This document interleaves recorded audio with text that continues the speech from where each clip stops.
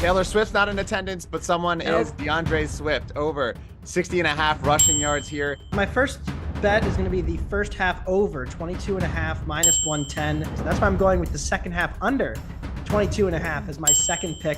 All right, so first part, we're going with A.J. Brown under 84.5 receiving yards. The second one, I'm rolling with the primetime under narrative, under 45.5.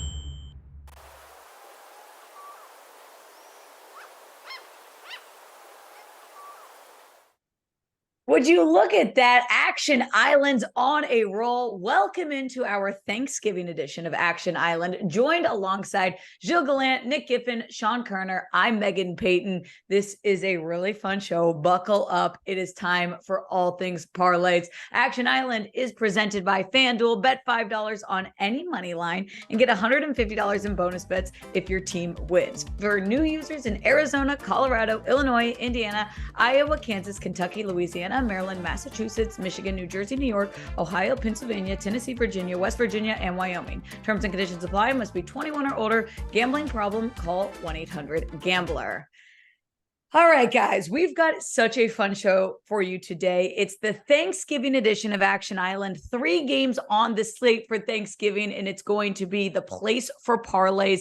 It's Packers, Lions, Commanders, Cowboys, Niners, Seahawks. And here's what we're going to do. We're switching things up a bit for Action Island today. We're going to go through each of the games, and we're going to build a same-game parlay. So Gilles, Nick, and Sean will give out each a leg to each game. So you will have 3 parlays at the end of this, but for the purposes of Action Island, we're also going to vote on one that we're riding with for the record at Action Island. Darren Ravel will join us here in a bit to give us the market report for these Thanksgiving games. We start with the first game, that is Packers-Lions. Let's build our very first same game parlay for Thanksgiving. Gilles, what is the first leg to this game? Sure. Yeah. So we're going to go right to Jared Goff's safety blanket. We're going to Amon-Ra St. Brown for an anytime touchdown. He has touchdowns in 4 of the last 6 games. He's averaging just under 10 targets per game, leads the team in red zone targets, 7 targets also inside the 10-yard line. Laporta is next with 4. So you know that he's going to be looking for him if they get into scoring territory. And this Packers defense has not been great defending the pass, 24th in DVOA to the pass, 27th in DVOA to the wide receiver 1, which is St. Brown. And for what it's worth, he did score on the Packers as well in week 4. I also think it's important to note how Jared Goff performs at home as opposed to the road. At home, he is a touchdown machine. In 22 home games as a Lion, he has 46 touchdown passes. On the road, in 19 road games, he only has 18. So when they're playing at home, the passing offense is usually clicking. I think Amon-Ra St. Brown will be able to get into the end zone, and that's the first leg for the Packers-Lions same-game parlay. Look, this Lions-Packers game is so fun because it's the first time Detroit's been a favorite since 2016. Jared Goff's coming off a rough game, 3 interceptions last week. I expect this to be a bounce-back spot for him. And when you're looking at Amon-Ra St. Brown, it's a perfect correlation here because Goff's going to get his stuff together, which means throw it to the guy that's the target funnel. And Amon-Ra St. Brown, he's got 5 touchdowns on the year. I expect that to be another one today or tomorrow, that is, against the Packers. Amon-Ra St. Brown, anytime touchdown for the first leg, for the first game on Thanksgiving. Nick, what's the second leg? Yeah, for the second leg, I'm going to go to the other side of the ball, and I'm going to take A.J. Dillon to go over 11.5 receiving yards. Now, if you're subscribed to our Pro Tools at Action Network, one of the things that comes with that is our Pro Projections, where you can compare all of our Pro Projections to the FanDuel odds, and this is the number 1 player prop edge per that tool there. And part of the reason, of course, Aaron Jones out, Luke Musgrave out with the kidney there. So that means Dillon, as far as at least with Aaron Jones, especially out, he could command more receiving work overall. Dillon's snap count in games where Aaron Jones was out is around 65%. Last week, in fact, after Aaron Jones was injured, Dillon played 72% of the snaps and ran 25 routes. Now, I don't think he'll run as many routes as he did last week because Green Bay is bringing Patrick Taylor back into the fold. He was with the team earlier in the year in those games that Aaron Jones was out, went over to the Patriots practice squad, now back. But even then, earlier this year, Dillon and Taylor combined for 44 routes run at a nearly 50-50 split in week 3 against New Orleans. So we can expect something similar, maybe even a little skewed more towards Dillon, just because Taylor has been out of the fold for the past several weeks. Also, Detroit's pretty heavily favored by around a touchdown or a little more. So we can expect a negative game script here for Green Bay, which lead to a more pass-heavy attack overall. Also, the matchup isn't terrible. Detroit allows 33 yards per game to the running backs. If we kind of divide that equally between Taylor and AJ Dillon, that'd give around 16.5 receiving yards, which actually is pretty close to the median that we have them at in the projections there. So that's why I'm going over 11.5 receiving yards on Dillon. AJ Dillon had 32 receiving yards last week on 4 receptions. Here's what's good about Dillon. He's a big guy, big boy. He can break through tackles. You don't really need a ton of receptions for this over to hit. You mentioned Aaron Jones will not be playing. That's going to be big. Luke Musgraves is going to be out as well, which means how are you going to get those kind of short, quick passes in what I expect to be a little bit of a fast-paced game? Throw it quickly till you're back, AJ Dillon. AJ Dillon over 11.5 receiving yards as the second leg. We got Amon-Ra getting in the end zone. AJ Dillon catching some balls. Sean, what is the third leg for this first game? So I'm going with Jameson Williams to go over his receiving yards prop, but instead of attacking his median of 21.5 here, he's the kind of guy where he's a low volume, deep threat. So if we're considering the over, let's go big here. Let's go for 40 or more yards at 2-to-1 odds, so plus 200. So he's cleared 40 or more yards in 2 of 6 games this year, which would break even at plus 200. However, I think he's going to clear this at a much higher rate going forward. We've seen his playing time go up 3 straight games now. Last week, he set a career high running route on 66% of Jared Goff's dropbacks. I mean, he was a first-round pick last year. He was coming off an ACL surgery this year. He was suspended the first 6 games, so he's just now coming into his own at the NFL level. So he's due for a big breakout game here.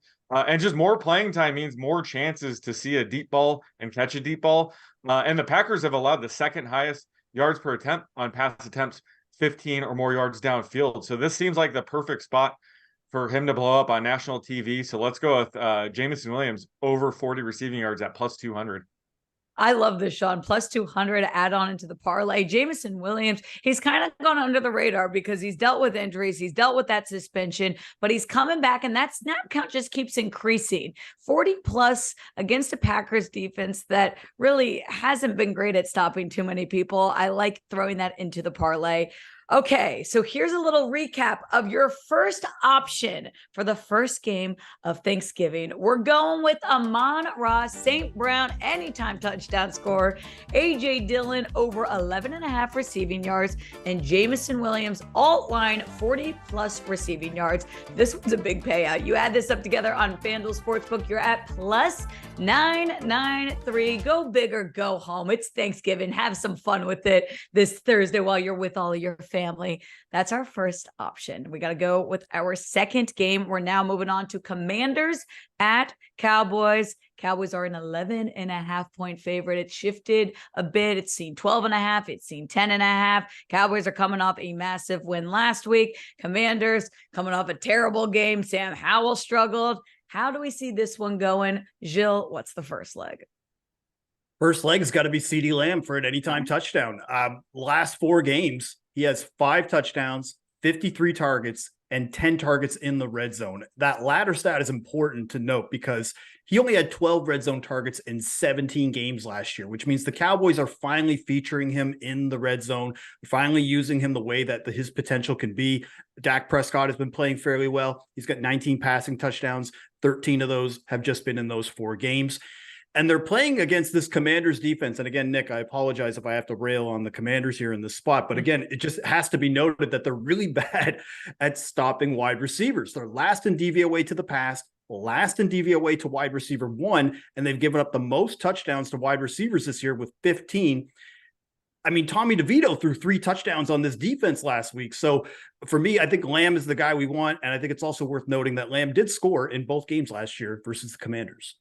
CeeDee Lamb's been unstoppable. And you know what? It's funny. when you think of the Cowboys on Thanksgiving, you think of these like big, massive performances. Jerry Jones loves prime time. Dak Prescott throwing these deep balls. Who's he throwing it to? CeeDee Lamb. This feels like kind of your lock of Thanksgiving. CeeDee Lamb to get in the end zone. He's had a touchdown in 4 of the last 5 games. I see that continuing. CeeDee Lamb, first leg. Nick, where are we going for the second leg? Yeah, so even though Gilles has CeeDee Lamb for a touchdown, I still don't mind going with Dallas's team total under 30.5 points. There's definitely room for Lamb to get a touchdown, but this to still stay under. And the reason why I really like this is a luck under for the game. So, if I were to pick an over and under, I'd probably lean towards the under here overall because this has a luck total of minus 10.7. Also, Washington is the unluckier of the 2 teams in this one. So maybe could keep it a little closer, which means Dallas's luck team total is minus 10.1. That would be a luck under just for the game, let alone for Dallas themselves. So certainly the combination of the Commanders defense allowing more than expected and the Dallas offense scoring more than expected has made this a little too high. So we expect that to regress back down a little bit. Dallas should be able to throw on Washington and open up the score early, which is why I think this is interesting with CeeDee Lamb, because it'll inflate the odds because, the books, FanDuel will price this to where there's negative correlation, but we have room for both of these, like I said. So Dallas can throw early on Washington, take the lead, take the air out of the ball. But then once they start running the ball, Washington's really competent against the run. They're 10th in defensive rush DVOA. So at that point, they may be able to hold Dallas at bay, maybe get a backdoor cover, something like that. And Washington should be able to run on Dallas. So if they do shift a bit more run heavy, Washington is 3rd in the NFL in pass rate over expectation. That's going to, take a sizable chunk out of the passing attempts that Washington has to go more run heavy because Dallas is more susceptible to the run than they are to the pass. So I think there's a few combinations of factors that can play into this under 30.5 points for Dallas. That's a pretty high team total. Mm-hmm.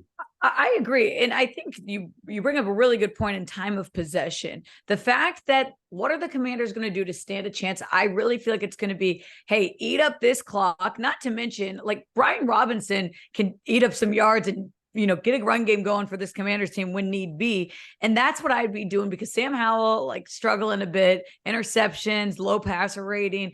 This could be an opportunity to say, hey, let's slow things down a bit. Let's force Dallas to get a run game going on because Commanders can defend the run. 30.5's a bit high, under 30.5 team total for Dallas as the second leg. Sean, where can we look at for Commanders-Cowboys third leg?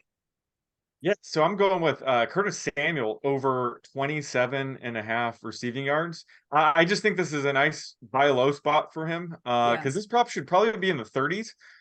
He hasn't cleared this since week 6, but he cleared it in 5 of 6 games from weeks 1 through 6. But there's a good reason he hasn't cleared it since week 6. He's been dealing with some bad luck in terms of playing time.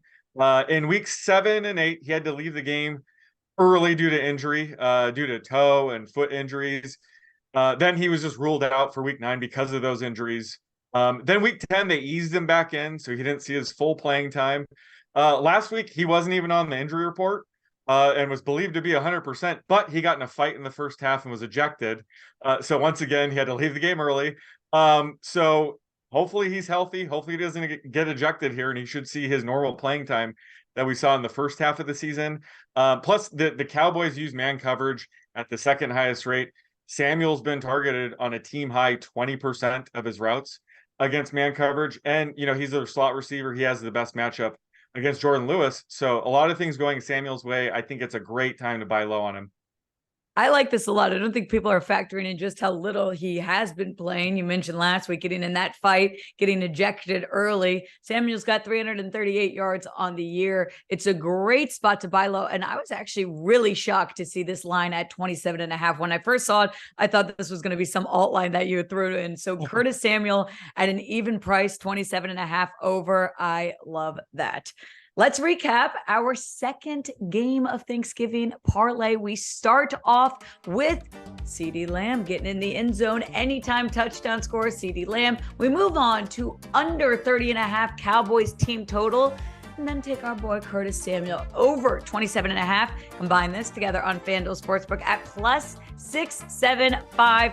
I really like, sometimes we talk about these correlating or kind of anti-correlating that correlate the under of the Dallas team total combined with the CeeDee Lamb anytime touchdown score. I don't know if this helps boost our odds, but it feels like plus 675 is a really good price for what we're doing here. All right, we move on to our last game of the night. We go to Niners at Seahawks. This is a bit more competitive than we thought. Niners are laying 7. But it's really crazy to think that the Seahawks can win this game and then they're at the same record as the Niners. That's how close and weird this NFC West has been. Gilles, start us off. Where can we look at for the first leg? Sure. So of the 3 that I've submitted today, this is my favorite touchdown bet of the day. And it's George Kittle for an anytime touchdown. So he's got touchdowns in each of the last 2 games. Tends to be a bit streaky. Had a 3 touchdown game earlier this year, but even like last year with Brock Purdy, when he came in, he had 7 touchdowns in the final 4 games of the season. So this could be the start of another touchdown streak and run here that we're going with. But the Seahawks defense, not as great defending the tight end, 23rd in DVOA versus the tight end, and they're 28th in DVOA to the short pass. That really lends itself to, McCaffrey or Debo or Kittle in this instance, who all have ADOTs less than 10. And another reason why I love this bet is just the historical context, is because Kittle has just destroyed the Seahawks in Seattle. So the last 2 games that he played at Lumen Field last year with Brock Purdy at quarterback, he had 4 catches for 95 yards and 2 touchdowns. The year before, with Jimmy Garoppolo at quarterback, he had 9 catches, 121 yards, and 2 touchdowns. And so all we're asking for is just 1 touchdown. I'm not trying to be greedy here, but at the same time, I might still sprinkle on the 2 touchdown angle just because of what he's done historically here. So George Kittle, anytime touchdown, is the first leg of this parlay.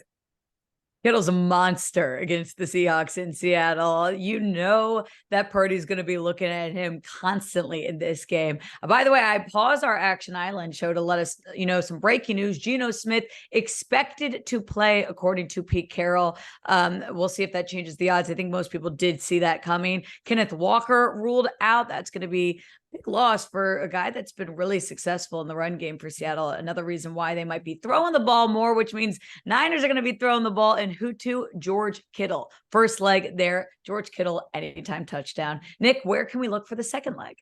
Yeah, even before official confirmation with Geno Smith here, I like over 43.5 for the game total. I mean, Pete Carroll actually alluded to it a day or 2 ago, kind of hinting Geno was gonna play. This isn't really surprising, like you said, but I'm gonna go against this primetime under trend. I'm taking the over here. Look, 75-80% of the bets and the money are on the under. I think partly because of the primetime under trend, partly because Geno, questionable earlier in the week, maybe hurting, maybe a little limited. But it's funny, with all that money coming in the under, it's moved up from 42.5 to 43 to 43.5, even 44 in some spots. So makes you think about it a little bit. We've actually tracked some sharp action with our Pro Tools to the over here. So that's part of it. So I'm happy to fade the public here and actually take a primetime over, because this is a luck over. This is now the time of year where luck overs start hitting at a really high rate. This game has a luck total of plus 5.7. Anything above 5 is considered a luck over. And these luck overs are 30, 17, and 1, 63% to the over the last 6 years.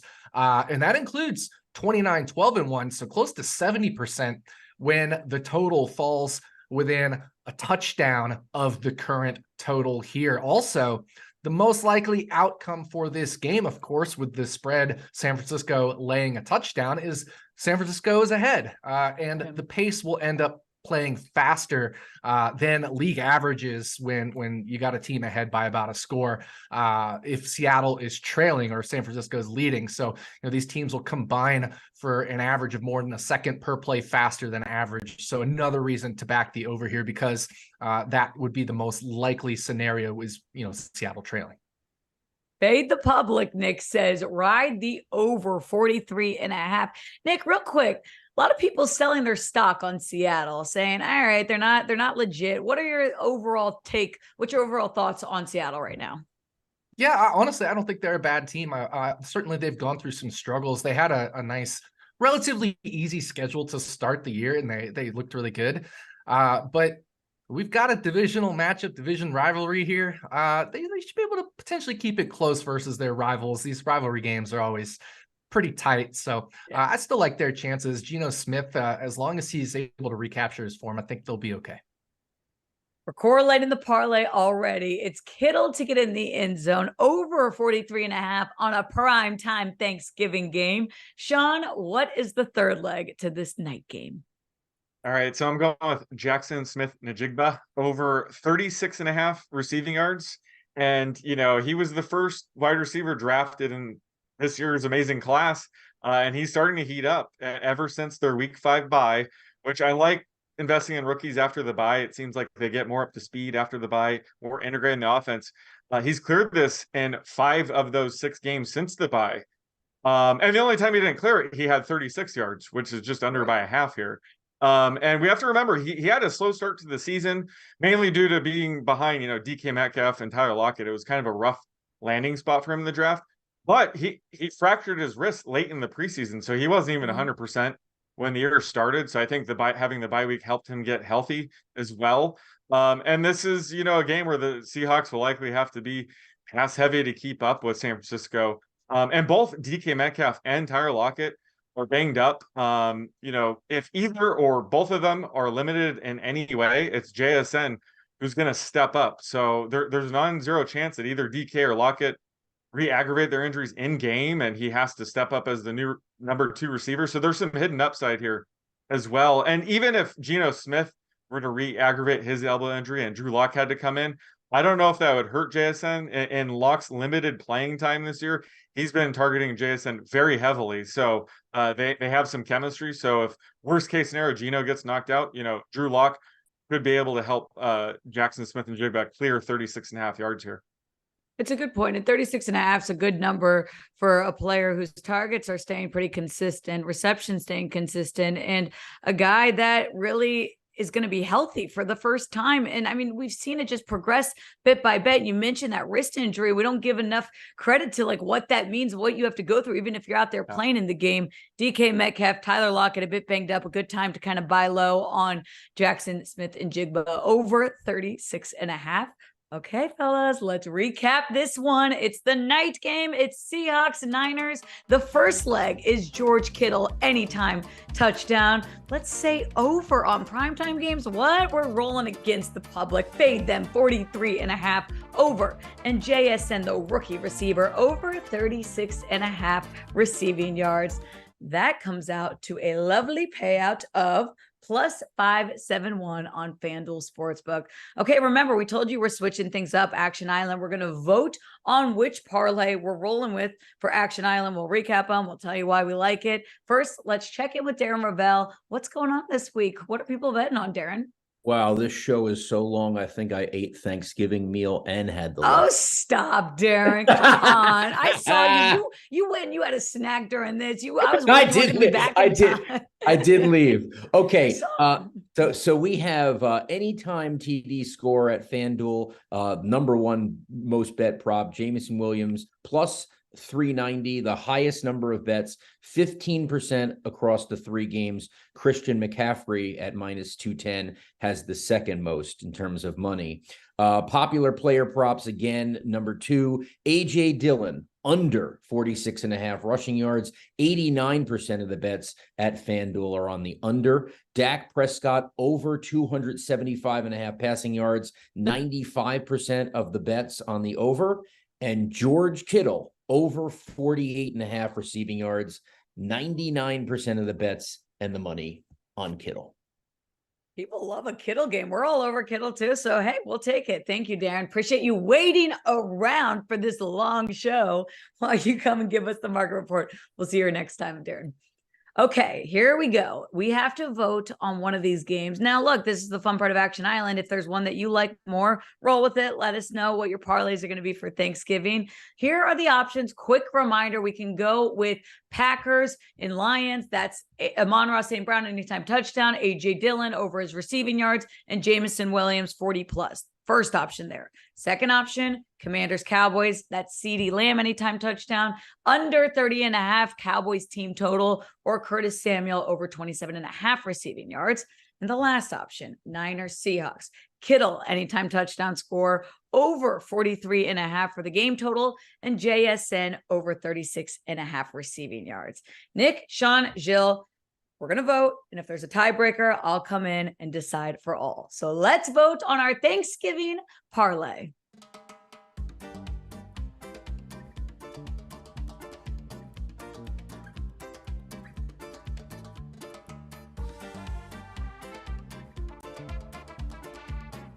What are we rolling with? 3, 2, 1, go. We've got Washington, Dallas. Not a surprise there, Jill, Cowboys fan. Look at and then I saw Niners, Seahawks, and Sean said Niners, Seahawks. Nick, I like the drawing there too. Yeah, we'd bring the drawings. I haven't getting done one of these this creative. year. I It's a know. sad bird. I went attempt number 2. I think it was a little better, but that pretty I quick. like, yeah, that was a quick drawing. Good for you. Okay, so there we go. Sorry, Jill, you're voted off. The official parlay for Thanksgiving on Action Island is your Seahawks Niners parlay. It is, reminder one more time, George Kittle anytime touchdown over 43.5, and Jackson Smith and Jigba over 36.5. Parlay that together on FanDuel Sportsbook plus 571. Here's a way for you to enjoy your turkey, make some bets, hit your parlays. Nick, Sean, Jill, thank you very much for joining on this Thanksgiving edition of Action Island. We will see you here next time. Enjoy some turkey. Have some fun this week.